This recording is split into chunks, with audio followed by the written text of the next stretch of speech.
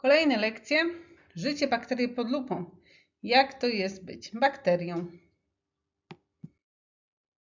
Na samym początku proponujemy aktywność, która również może być projektem, mianowicie stworzenie jogurtu.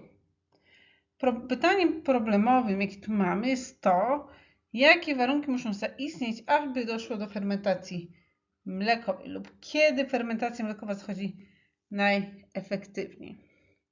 Uczniowie otrzymują od nas instrukcję, a właściwie przepis na jogurt domowy i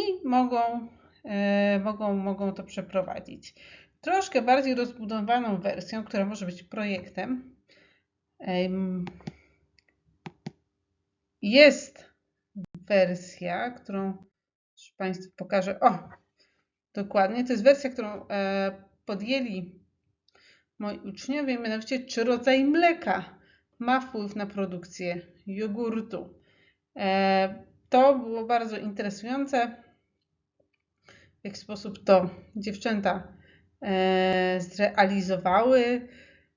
One akurat analizowały mleko zwykłe 1,5%, mleko 1,5% bez laktozy oraz mleko owsiane. Zachęcam z zapoznaniem się ich wyników, ale jak Państwo widzą, to jest tylko czubek góry.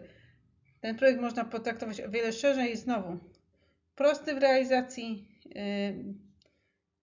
zawiera naprawdę niewielkie koszty finansowe, a dla uczniów może być bardzo ciekawym elementem zarówno przy realizowaniu tematów dotyczących bakterii, jak i w czasie tak trudnego, ale jakże fascynującego działu, jakim jest metabolizm.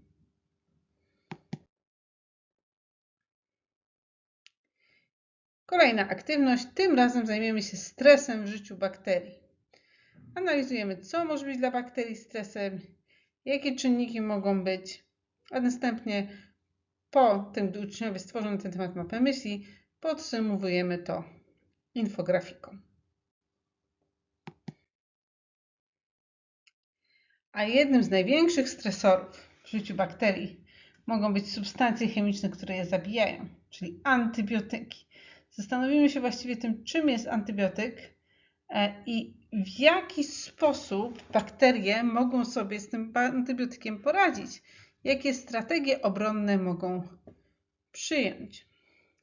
Gdy już uczniowie stworzą tą listę, możemy zrobić głosowanie, ranking rozwiązań, które według uczniów jest najlepsze. Na końcu można pokazać załączony do materiałów krótki film na temat pompy Efflux.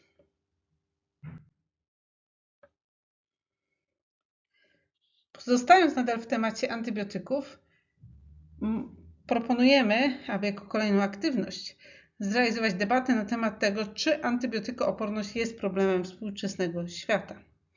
Czy nadużywanie antybiotyków jest zagrożeniem? Jeśli tak, to dla kogo? Tu zarówno możemy poćwiczyć argumentowanie, które jest częścią Inquiry-Based Science Education, możemy również zrealizować to w formie projektu, jeśli zachęcimy naszych uczniów, aby na przykład przeprowadzili sondę i później przeanalizowali wyniki tej sondy.